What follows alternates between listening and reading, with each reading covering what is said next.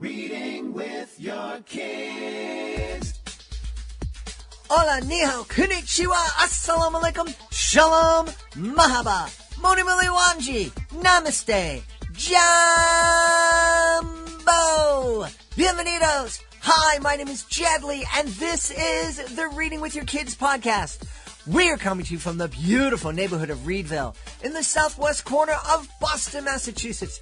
We are so delighted and so very honored that you are joining us in our mission to help families grow closer through reading. Please be sure to subscribe to the show on the iHeartRadio app, on Amazon Music, Apple Podcasts, Spotify, Stitcher Radio, Good Pods, Podcast Addict, wherever you find your podcasts. Our guest today is Lauren Wolk. She is here to celebrate her middle grade novel. It's called My Own Lightning. Before we invite Lauren in the studio, we want to let you know that this episode of the Reading with Your Kids podcast is brought to you by Stanley the Claustrophobic Miner by Donnie Abbott. Stanley the Claustrophobic Miner is a delightful tale about a boy who wants to be just like his dad. He has hopes of striking it rich in a gold mine. But along the way, he comes face to face with his greatest fear, and it requires a creative solution. With the help from his mom and a reassuring song, Stanley overcomes his fears and helps others along the way. We all have something to overcome. Learn about the creative way that Stanley overcame a very common phobia. Visit DonnieAbbott.com to purchase your copy of Stanley the Claustrophobic Miner today. This episode of the Reading with Your Kids podcast is also brought to you by The Search for Silver Linings, starring the Rhyme Time Twins. In The Search for Silver Linings, the twins come home from school after a very hard day when nothing seems to go well. They tell their mom all about it and are still very upset from all that happened. Mom decides to teach them how to find the positive things, the silver linings that happened as well. Together they recount their day again, and this time focusing on all the positives. The Rhyme Time Twins' mood slowly brightens as they reflect on all the things for which they are grateful. You and your kids are going to love The Search for Silver Linings by Etain Raphael. It's part of the Rhyme Time Twins series. Join us right now from beautiful Cape Cod in Massachusetts. Our guest is here today to celebrate her brand new novel. It's called My Own Lightning. Please welcome to the show, Lauren Wolk. Hey, Lauren, how are you? I'm great, Jed. Thank you so much for having me. And thank you for sitting through my first botched introduction. I love it when someone else botches things, because I do quite frequently. My wife loves it when I'm here in the studio doing post-production, because, of course, she can hear me, and she hears my obnoxious introduction to the show, and then very often she'll hear all this energy, and then I'll make a mistake, and then she'll hear a string of really energetic expletives that never make it to the air, but she loves it. I think that's the best part of the show for her. Oh, well, you must have some Scottish blood in you, because I've learned from the Scots lately, they have the best expletives of all. And one of the wonderful things, people are always amazed that, I open the show by saying hello in many different languages. They may not know that I also am able to curse in a number of different languages, which is something I don't know if I'm proud of. I have a little bit of that from college days when I had lots and lots of friends from around the world. That's what they taught me, of all things. It is. It's like the universal language. Yeah, it is. Hey, tell us about My Own Lightning, please. Well, so since it's a sequel to Wolf Hollow, I pick up pretty much where I left off in the first one with my main character, Annabelle, who in Wolf Hollow went through some really tough times and suffered a great deal at the hands of a terrible bully and made a lot of mistakes. So she comes out of that kind of in a dark mood, in a dark place.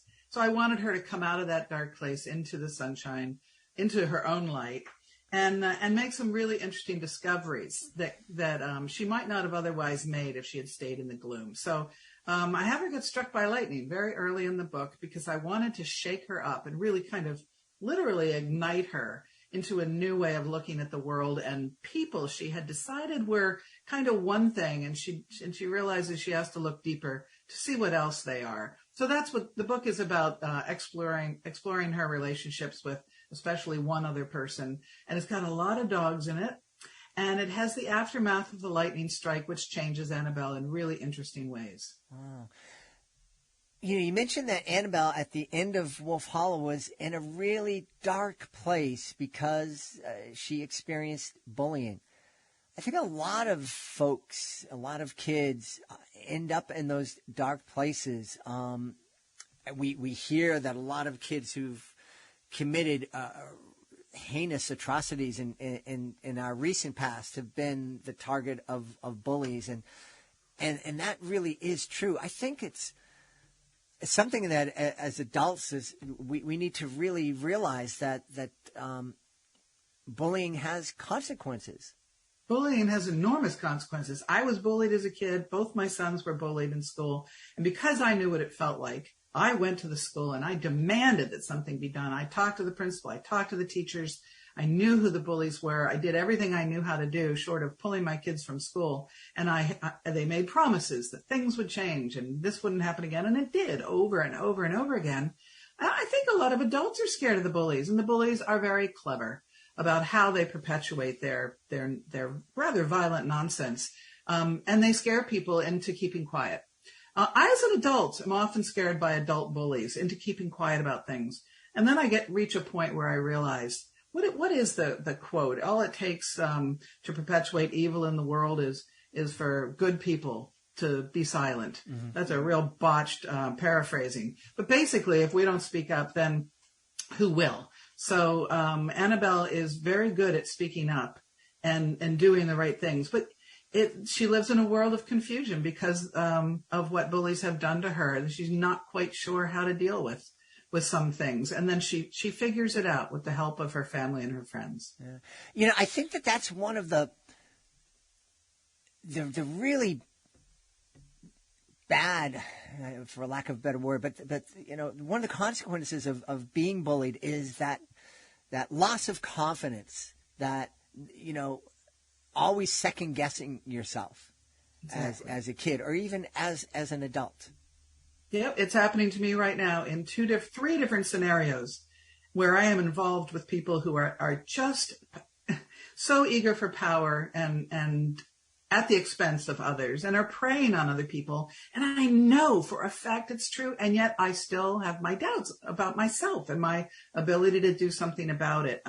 There's an element of fear. There's an element of what if I do this and it makes it worse? But silence is not a good alternative either. So I think kids need to be taught what to do.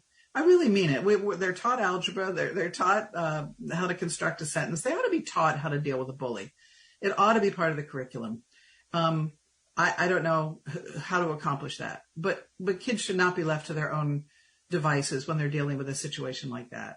Yeah. No, you're absolutely right. I'm almost 100 years old, and when I was growing up, we were taught how to deal with a bully, and that was, fight, get into a fight. And for some people it didn't work, but it was a way to kind of move forward. But it's not it's not how we should be dealing with bullies, and it's not something we should be teaching kids. No, and there are some blanket rules too. If you get involved in an altercation at school, even if it's in defense of someone else mm-hmm. or defense of yourself, you are tarred with the same brush. You are suspended. It goes on your record that you were involved in a fight. And so nobody's taught anymore to fight back. And I agree, that's probably not the way to do it. But there are institutions, organizations, nonprofits who make it their business to teach kids and teach bullies alternatives to anger. Mm-hmm. So, but back in the 40s when this book is set, in the farmland of Western Pennsylvania, in a little one-room country schoolhouse, it was survival of the fittest, pretty much, and but very supportive families in this book, very supportive people who help Annabelle to figure things out. But mostly she has to rely on herself, which in the end is true for all of us. Mm-hmm. And so, and she does. She's a smart girl, but she's also a very patient, inquisitive girl, and the lightning makes her more perceptive than she's ever been. So it was interesting for me to see what she does with her questions about this other character, a boy named Andy, and whether there's more to him than meets the eye. And so we got to unravel that business together, and it was a wonderful adventure. interesting that you kind of wake Annabelle up with a lightning strike. What was the inspiration for that? Was it just like a lightning bolt, an idea came, and it's like, wow, yes, I'll... Kind of, because I write without really knowing what's going to happen in a book. When I begin, I just know where and who a bit, but not what or how or why so much. But I was writing this during the pandemic and during the social justice movement and during a lot of political turmoil. It was like a perfect storm of stress, anxiety, and external bombardment of things through the television, through the internet, through everything. While I was in isolation because of COVID. And so I was feeling very alone and at the same time really connected, wired to the broader world and all the problems there. And I thought, well, Annabelle's living in a different time during World War II, yes, but with far fewer intrusions because all they had was a radio that they listened to at night. And I wanted something from the outside world to trigger an internal sort of combustion, an internal awakening. So I thought through what might happen to her. And then, as often happens, I was driving and listening to an NPR station here on Cape Cod. And there was a fascinating story about a man who'd been struck by lightning. And when he recovered, because he wasn't terribly injured, but he was touched by the lightning, he could play the piano and compose music. And he'd never been able to before. And I started doing a little research about lightning strikes that don't kill or permanently damage somebody, but do awaken a part of the brain that has been dormant. And I found very interesting examples of what lightning can do. I always preface, when I'm talking to kids, I always preface that with, don't go out and get yourself hit by lightning so that you can wake up and be a great baseball player or a musician, because it's exceedingly rare and very, very dangerous to try. But if it does happen, sometimes the consequences are fascinating. Yeah. I'm laughing here because a few decades back, I moved into South Boston, right across the street from the beach, and it was beautiful. And the first weeks I was living there, there was a storm, and I thought, oh, it'd be so cool to sit in the beach and watch the storm. And so there I was, and there this big bolt of lightning came down and wasn't too far away from me, and boy, was I scared. Yeah, and well, you should have been. I mean, because it can reach miles ahead of the storm. And being by the water is not a very safe thing. Yes, thankfully I learned from my mistake, and I'm here to be with you today. You were sharing with us, and thank you for being so open, that you're currently dealing with some people in your life that are bullying you. And is there a bit of you in Annabelle? Oh, there's a lot of me in Annabelle. I wish there were more of Annabelle in me. But there's always an element of me in my protagonist, a little less so in some of the other books, but very much so in Wolf Hollow and My Own Lightning. I wrote Wolf Hollow as a tribute to my family, who are farmers, half the family farmers in Western Pennsylvania. The farm's been in the family for centuries. My mother grew up there, and I spent a lot of time there. And I grew up on her stories of life there during the 1940s, what it was like. It hasn't changed all that much because, a little farm out in the country is like a time machine. You really go back in time when you go there. But I loved that place and those people and those stories so much that I decided to write a novel loosely based on it, definitely the place, and to some extent the people, if not the plot. So that's what I did. So I'm very, very, very close to those characters, especially Annabelle, my protagonist. She's like a mixture of me, my mother, my grandmother, and other people I've known from that place in the world. Yeah. I think one of the things that's important for us to help kids understand, I think is something that you're sharing with us that Annabelle kind of learns, is you don't have to be a superhero to be strong. You can you can be unsure and question yourself and be vulnerable, but that doesn't mean that you're not a strong person. Doesn't mean that you're not a strong woman. And I think that's an important lesson for us to share with kids. It's absolutely true. In fact, those things make us stronger. I know there's the old saying, what doesn't kill us makes us stronger. I don't always believe that, but I do think there's some truth in it, because when we face challenges and we face them head on and we deal with them, even when we make mistakes, we come out the other side stronger, wiser, better. And, I've heard some talk about books like mine, and for that matter, many others I've read for middle grade and young adults, that they're too dark, they're too serious, they're too scary, they're too sad. But if kids don't learn how to deal with these issues in their lives, then they are sitting ducks for the bullies and the incredible challenges that are going to come their way, including, what we're dealing with right now in this country, which is a lot of gun violence.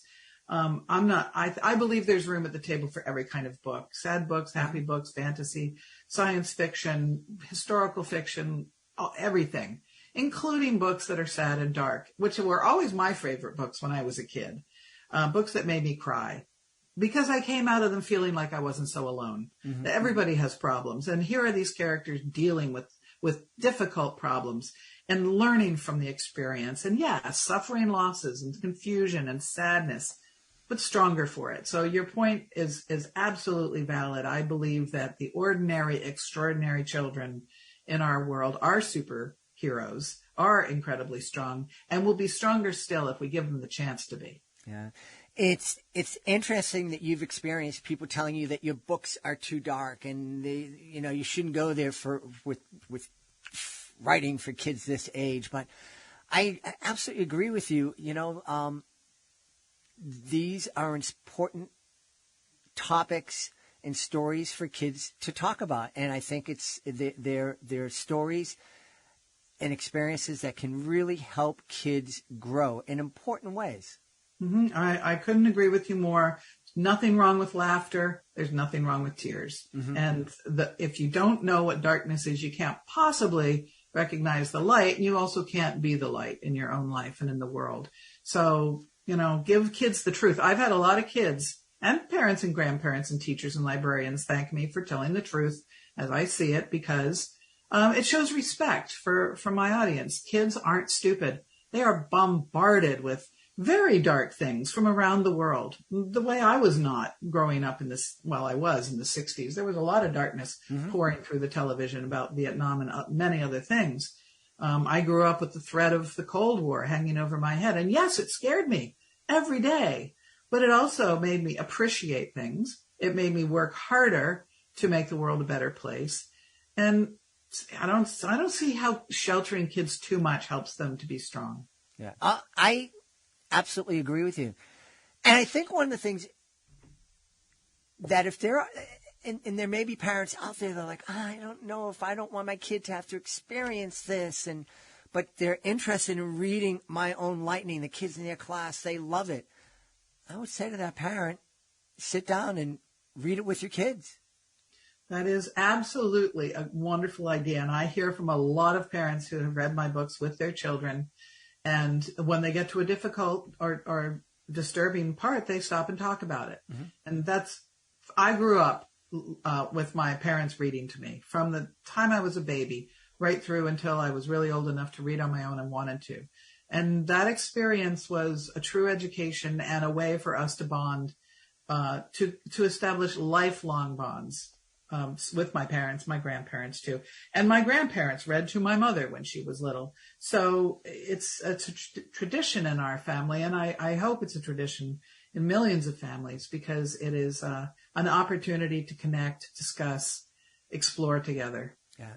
And I think it's a lot easier to talk about Annabelle and how she's dealing with a bully and how different ways that she could deal with a bully than your kid coming home and being able to say to you, hey, I'm being hurt right now. Exactly, especially when usually that hurt comes along with a threat that if you tell anyone, I'm going to hurt you more. I'm going to hurt someone else you love. I'm going to destroy something you care about. So it's very intimidating. And even now, I'm 62 years old, and that's the exact kind of tactic I am dealing with in a situation in my life. 2 different situations, really 3, where there's the threat of damage to things that I love, people I love, if I push back too hard. Well, what's the alternative to pushing back? Just this person gets stronger and bigger and stronger and bigger. And that's unfortunately how bullies become tyrants, oligarchs, villains. You've said that there's a little bit of you in all of your protagonists.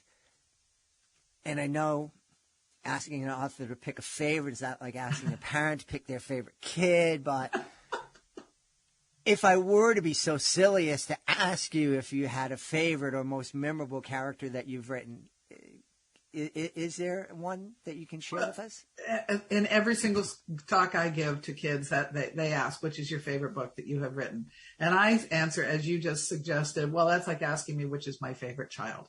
And I could not do that. But I love them for many reasons. But I do have a very, very strong connection to Annabelle because I think we share more DNA than any other characters I've created. Although in Echo Mountain, there's a protagonist named Ellie, who is a young budding healer and very empathetic and has special gifts and just an abiding desire to help other people. And although I am not that saintly, I share that desire, that fervent desire to heal people. And so there's a lot of me in Ellie as well. Crow in Beyond the Bright Sea, I have the least in common with, and she is the character most built from my imagination rather than my experience. And yet I feel like all of them are my daughters, truly. I don't have any daughters, flesh and blood daughters, but I seriously, literally feel as if Crow and Annabelle and Ellie are my daughters. So I guess if I had to choose, I would say I am closest to Annabelle. Wow, that's wonderful. One of the things I read, I think it was on your Amazon page, was people oftentimes ask you when you became a writer, and you had a very clever answer. Well, October 28th, 1959, at I think it was like 5:32 in the afternoon when I was born, I believe we are born with certain things.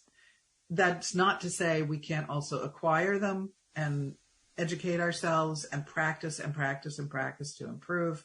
But I do believe that I was born a writer.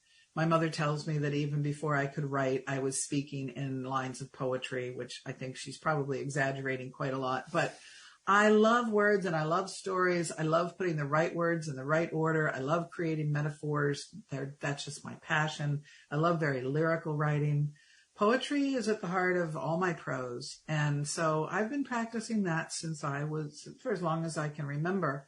People say, how long did it take me to write Wolf Hollow? Well, it actually took 3 months to write a first draft, but it took 55 years to write it because that's how old I was when I began to write that book. Everything I ever experienced went into that book, including every experience I had with the written word and with storytelling. So I don't believe you can really define a beginning or an ending to something like that.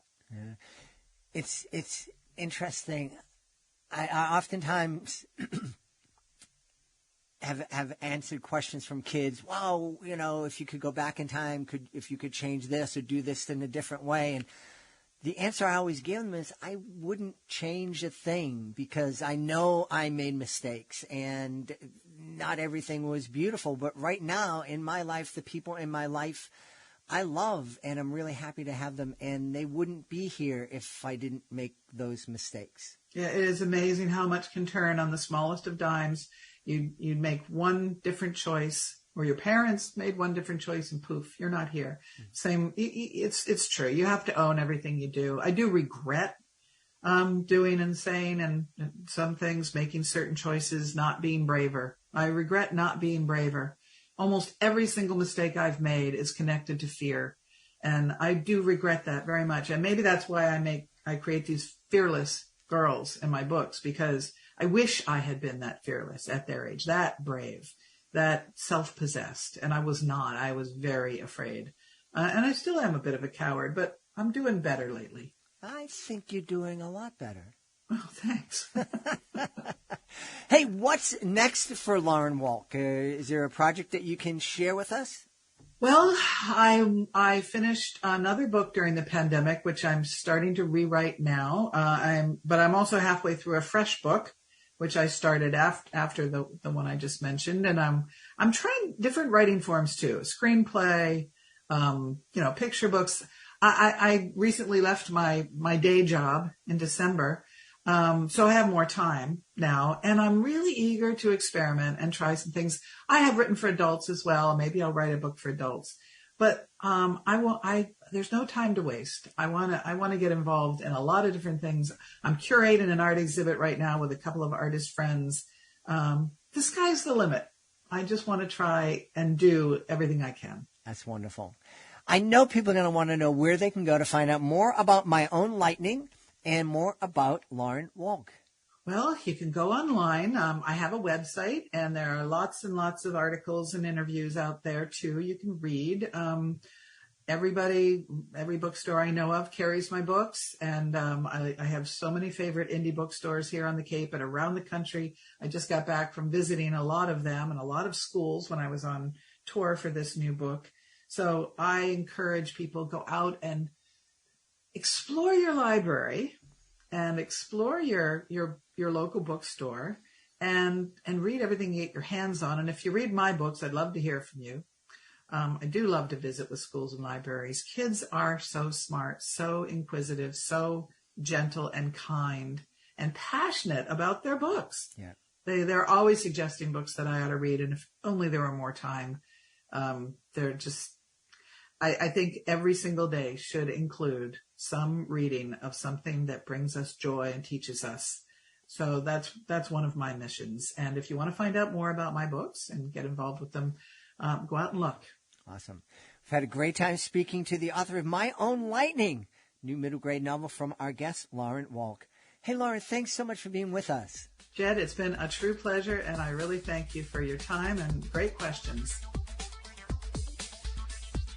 Please be sure to join us for the next episode of the Reading With Your Kids podcast. Our guest will be M.K. McBurdy. She'll be here to celebrate Tales Under the Sycamore Tree. That's the next episode of the Reading With Your Kids podcast. Hey, if you're the author of a fantastic children's book, whether it is a middle grade novel, a YA title, picture book, board book, we would love to help you celebrate that book to the world. You know, being an author is incredibly difficult, most of all because when you sat down to write your book, you had no idea that in addition to writing the book, you were going to be responsible to promote the book and to market it and to let the world know all about it. You don't need to do it by yourself. We would love to help you. The Reading With Your Kids podcast has so many different ways to help you celebrate your book. You can be a guest here on the podcast. You can submit your book to our Reading With Your Kids Certified Great Read panel. And you can take part in our monthly promotion program. You can learn all about these opportunities by going to readingwithyourkids.com, clicking on the Authors Click Here button at the top of the page, and scrolling on down to our various services. I want to thank the folks who made today's show so wonderful. Of course, I want to start by thanking our guest, Lauren Wolk. What a great conversation we had. Please be sure to check out My Own Lightning. Also want to thank my team, Fatima Khan, Rory Grady, Nicole Bell Castro, Ashley Contreras, Mirabella Q, Rain Pan. I want to thank my beautiful wife for all the support she gives me. Most of all, we all want to thank you. Thank you so much for taking the time to join us today. And as always, thank you so very much for taking the time to make the world a better place. And you do that every time you read with your kids. I'll be looking for you in the next edition of the Reading With Your Kids podcast.